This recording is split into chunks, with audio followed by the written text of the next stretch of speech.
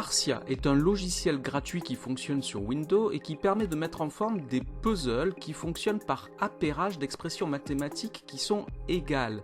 Les élèves doivent retrouver toutes les paires qui sont égales parmi toutes les pièces qu'ils ont et assembler le puzzle ainsi. Il sera possible de choisir parmi plusieurs formes de puzzle, mais le principe d'assemblage reste toujours le même. Les pièces sont placées bord à bord lorsqu'elles contiennent des expressions qui sont égales, comme celle que j'ai surlignée ici en couleur.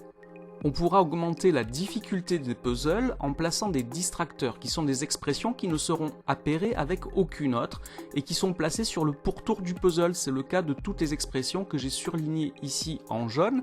Et la difficulté est donc beaucoup plus grande car non seulement on ne sait pas où sont les bords, les pièces qui sont au bord du puzzle, mais en plus il y a plus d'expressions à traiter dans le travail.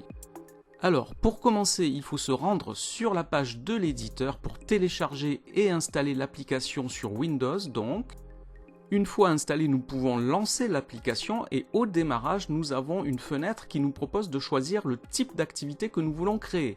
La première en haut à gauche, il s'agit de créer un puzzle standard, c'est-à-dire avec les bords qui sont blancs, il n'y a pas de distracteur. Le deuxième type de puzzle qui s'appelle Extended, lui c'est avec les distracteurs, donc tous les bords seront remplis. Et une fois que nous avons choisi un de ces deux types de puzzle, à droite nous pouvons choisir une des 7 formes disponibles, hexagonale, triangulaire, en forme de losange, de parallélogramme, etc. À noter que nous pouvons également créer des dominos ou des cartes.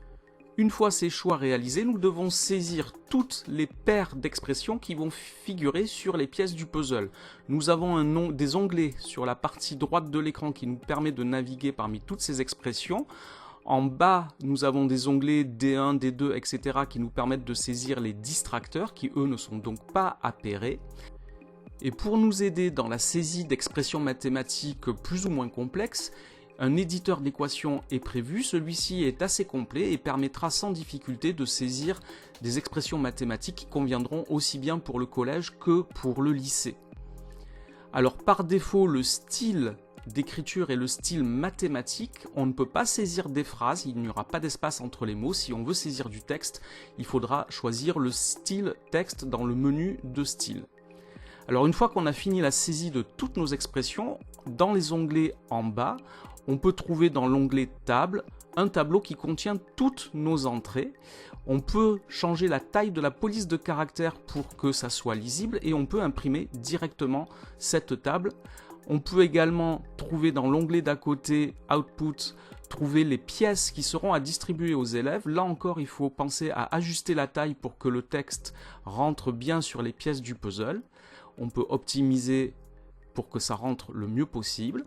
On a différentes tailles possibles. Ici, je suis sur la taille par défaut. Vous voyez qu'il y a 3 feuilles A4 pour toutes les pièces du puzzle.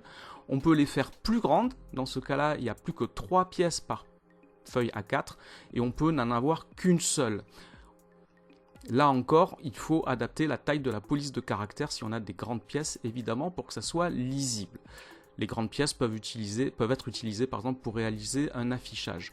On peut avoir aussi un puzzle, une version simplifiée du puzzle si on veut distribuer à des élèves qui auront peut-être plus de difficultés. Ça permet de différencier l'activité. Les élèves n'auront qu'une partie des pièces à assembler dans ce cas. L'onglet suivant, c'est la solution, c'est le puzzle une fois assemblé, comme vous pouvez le voir. Là encore, avant de l'imprimer, il faut régler la taille de la police de caractère qu'on utilise sur cette feuille et on peut avoir la version donc simplifiée que j'ai montré tout à l'heure. Donc on peut distribuer aux élèves les pièces de la version simplifiée et avoir la correction uniquement de la version simplifiée. Et enfin, on a la possibilité d'imprimer le verso des pièces si jamais on veut numéroter par exemple les pièces avant de les découper. Voilà, une fois que tout ça est fait, il reste à imprimer donc les pièces pour les élèves qui vont les découper et ensuite qui vont les assembler. Voilà pour la présentation de Tarsia.